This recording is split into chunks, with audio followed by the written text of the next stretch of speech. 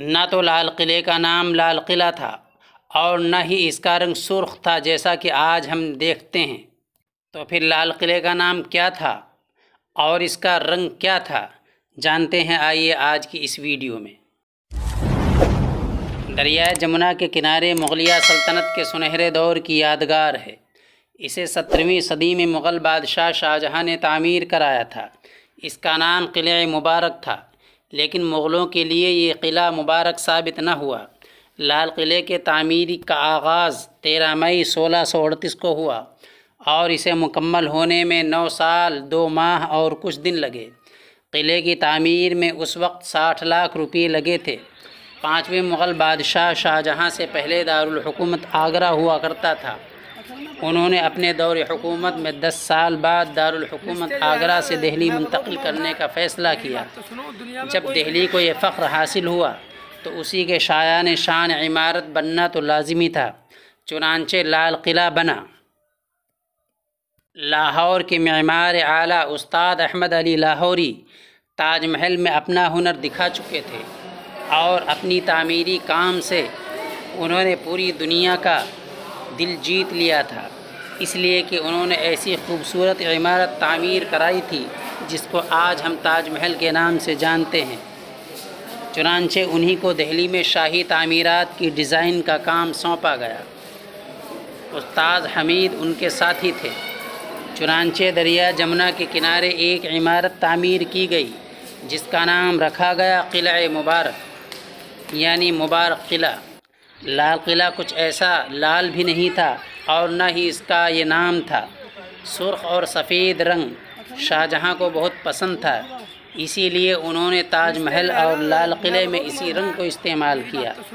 دہلی میں شاہی خاندان کے لیے سرکاری رہائش گاہ رہنے والے قلعہ مبارک کی بلند اور بالا دیوار سرخ پتھر سے بنی، مگر شاہی محلوں کے لیے سرخ نہیں بلکہ سفید سنگ مرمر کا استعمال کیا گیا۔ دیواروں کے سرخ رنگ کی وجہ سے انگریزوں نے ریڈ فورٹ کہنا شروع کر دیا۔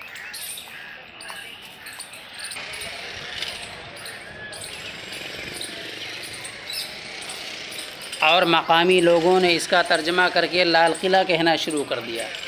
لال قلعے کی بنیادیں بہت مضبوط اور پائیدار ہیں۔ جب لال قلعے کی بنیاد رکھنے لگے تو بڑے بڑے لوہے کے کڑھاؤ اور تانبے کی نادوں میں چربی کھولائی جاتی اور اس میں کوری اینٹیں ڈالی جاتی۔ وہ جب خوب چربی پی لیتیں تو چونے کے ساتھ بنیاد میں رکھی جاتی۔ سینکڑوں قسم کا مسالہ ہوتا جس کی تفصیل کے لیے کئی رجسٹر درکار ہیں۔ لال قلعہ اور اس کے اندرونی مکان قصر ایوان بن رہے تھے۔ ہزاروں معمار مزدور لگے ہوئے تھے۔ ہر 100 قدم پر خزانے کا خیمہ تھا۔ ایک ہندو خزانچی، 3 محرر اور 10 سپاہی خزانے کی حفاظت پر مقرر تھے۔ چنانچہ جب تعمیر مکمل ہوئی تو 24 ربیع الاول 18 اپریل 1648 کو شہنشاہ کے نئے قلعے میں ایک بے مثال تقریب کے ساتھ داخلہ ہوا۔ قلعے کے اندر کچھ اہم محلات: دیوان عام، یہ وسیع و عریض ہے، اس میں 60 ستون ہیں اور اس کی چھت خوبصورت چوڑی محرابوں پر قائم ہے۔ دیوان عام میں بادشاہ بالکنی میں بیٹھتے تھے جس کا راستہ پیچھے محل سرا میں تھا۔ بالکنی کے نیچے وزیر اتنے اونچے پائے پر کھڑا ہوتا تھا کہ ہاتھ اٹھا کر شہنشاہ سے دستاویز لے دے سکے۔ بالکنی کے نیچے دونوں طرف امراء بنا کسی حرکت کے چپ چاپ کھڑے رہتے تھے۔ دربار کے ختم ہونے تک حرکت کیے بغیر ایک ہی پوزیشن میں رہتے تھے۔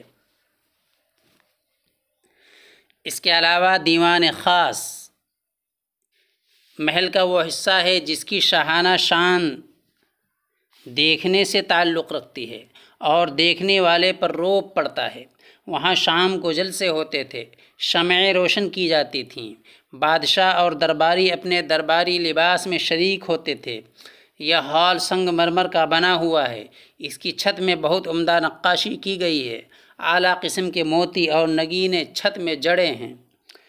اب آپ دیکھیں گے چھت خالی ہے۔ چھت کی رونق ختم ہو چکی ہے کیونکہ انگریز وزراء سونا اور جواہرات اور موتی اور نگینے لوٹ کر لے گئے۔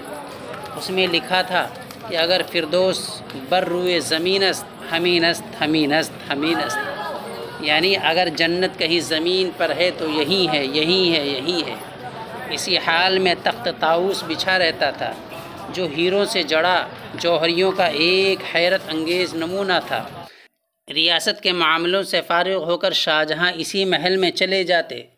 1739 میں فارسی جنگجو نادر شاہ کو کوہ نور ہیرا سمیت شہر کی زیادہ تر دولت اور زر جواہرات اجاڑنے کے بعد مزین تخت طاؤس بھی لے کر چلا گیا۔ بعد میں یہ ایسٹ انڈیا کمپنی کے قبضے میں، پھر اس کے بعد مرہٹوں نے اپنا قبضہ جمایا، پھر احمد شاہ درانی کی فوج سے بچاؤ کے لیے فنڈ اکٹھا کیا مرہٹوں نے، اور اس واسطے دیوان خاص کی چاندی کی چھتوں کو ہٹا کر پگھلا دیا اور لال قلعے میں موجود زیورات اور فن پارے 1857 کی جنگ میں انگریز لوٹ لے گئے، نیز تمام نوادرات غائب ہو گئے۔ اس کے علاوہ نہر بہشت لفظی طور پر جنت کی ندی کے طور پر ترجمہ کیا گیا ہے۔ یہ نہر یا مسلسل پانی کا نالا قلعہ کے اندر موجود تمام نجی اپارٹمنٹس کو پانی فراہم کرتی تھی۔ لاہوری گیٹ، قلعے کا یہ مرکزی دروازہ چاندنی چوک کی طرف کھلتا ہے، جو محراب والے سیلوں سے ڈھکی ہوئی گلی ہے جہاں نامور جواہرات بنکر اور دیگر تاجر اپنی دکانیں لگاتے ہیں۔ مینا بازار، ڈھکے ہوئے راستے جس میں مختلف تاجر رہتے تھے، محل کی خواتین کے لیے نجی بازار کے طور پر کام کرتے تھے۔ نوبت خانہ، یہ وہ جگہ ہے جہاں موسیقاروں نے شاہی لوگوں کے لیے کھیل اور شہزادیوں اور دیگر شاہی ارکان کی آمد کا اعلان ہوتا تھا۔ دہلی گیٹ، یہ قلعے کی جنوب کی طرف دروازہ ہے۔ یہ دروازہ قلعے کے لاہور دروازے سے ملتا جلتا ہے۔ موتی مسجد، قلعے کے اندر موجود مشہور مسجد کو شاہی خاندان اور قلعے کے اندر رہنے والے خصوصی طور پر استعمال کرتے ہیں۔ اب آئیے آپ کو لال قلعے کے بارے میں دلچسپ حقائق بتاتے ہیں۔ ہر یادگار کی تاریخ اور وجود میں کچھ دلچسپ حقائق محفوظ ہوتے ہیں۔ لال قلعے سے متعلق کچھ دلچسپ حقائق یہ ہیں۔ تعمیر کرنے کے لیے طویل وقت، لال قلعے کی تعمیر میں 10 سال یا ایک دہائی کا عرصہ لگا۔ اس وقت کے 2 ممتاز معمار استاد حامد اور استاد احمد اس عظیم قلعے کی تعمیر کے ذمہ دار تھے۔ قلعہ اصل میں سفید رنگ کا تھا کیونکہ اسے سفید ریت کے پتھر سے بنایا گیا تھا۔ یہ خیال کیا جاتا ہے کہ انگریز ہی سرخ رنگ کے ہونے کے ذمہ دار ہیں۔ نمبر 3، نام کی تبدیلی۔ قلعے کا اصل نام قلعہ مبارک یعنی مبارک قلعہ ہے۔ شاہجہاں نے اس قلعے کی تعمیر کا فیصلہ اس وقت کیا جب اس نے اپنا دارالحکومت آگرے سے دہلی منتقل کرنے کا فیصلہ کیا۔ مشہور کوہ نور ہیرا جو اب انگلستان کے برٹش میوزیم میں ایک قیمتی ملکیت ہے، اصل میں لال قلعہ کے دیوان خاص میں شاہجہاں کے شاہی تخت کا ایک حصہ تھا۔ نمبر 5، لاہوری گیٹ۔ لال قلعے پر لاہور کا دروازہ جہاں ہر یوم آزادی پر ترنگا لہرایا جاتا ہے، دراصل پاکستان میں لاہور کی طرف کھلتا ہے، اسی وجہ سے اس کو لاہوری گیٹ کہا جاتا ہے۔ اونچی دیواریں، کیا آپ جانتے ہیں کہ قلعے کی دیواریں اپنی اونچائی میں مختلف ہیں؟ دریا کے کنارے کی دیواریں 18 میٹر اونچی ہیں، جبکہ شہر کے کنارے کی دیواریں 33 میٹر اونچی ہیں، اس لیے کہ کوئی دشمن آسانی سے قلعے پر حملہ نہ کر سکے۔ تاریخی رابطہ، ہندوستان کے آخری مغل بادشاہ بہادر شاہ ظفر پر انگریزوں نے ان کے اپنے گھر لال قلعے میں غداری کا مقدمہ چلایا، اور جب سے وہ مجرم پائے گئے تو ان کا لقب چھین کر رنگون جلا وطن کر دیا گیا، اور اس طریقے سے ہندوستان پر مغلوں کا راج ختم ہوا۔ اورنگزیب کے جانشینوں میں ایک بھی اس لائق نہیں تھا کہ حکومت کی باغ ڈور سنبھال لیتا۔ محمد شاہ رنگیلے ایک دن اپنے احباب کے ساتھ محفل میں بیٹھے تھے۔ جھروکوں سے ادھر جمنا بہہ رہی تھی، مگر اب اس کے پاٹ میں کمی آ گئی تھی اور پانی قلعے کی دیواروں سے دور ہٹ گیا تھا۔ بادشاہ نے سوال کیا، آخر یہ جمنا قلعے سے دور کیوں ہوتی جا رہی ہے؟ کسی اللہ کے بندے نے کہہ دیا کہ حضور، قلعے میں گناہ زیادہ ہو رہے ہیں، اس لیے پانی دور بھاگ رہا ہے۔ بادشاہ نے ہنس کر جواب دیا، اچھا، اب ہم جمنا کے اس طرف جا کر گناہ کیا کریں گے تاکہ جمنا کا پانی پھر قلعے سے آ کر ملے۔ یہ تھی ہندوستان میں مغلوں کی حکومت کی بربادی کی وجہ کہ انہوں نے گناہ پر گناہ کیے اور انہیں حکومت کرنے کا سلیقہ اور شعور نہیں تھا۔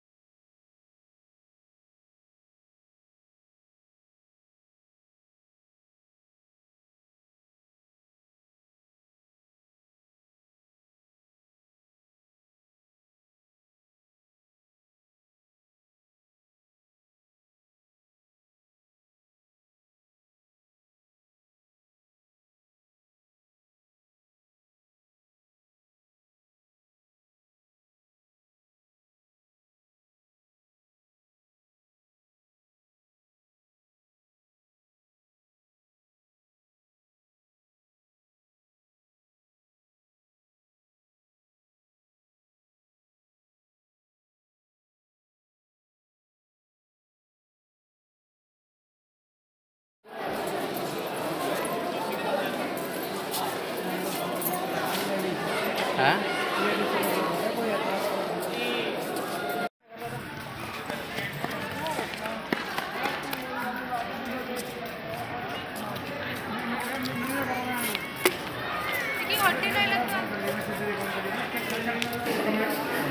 अच्छा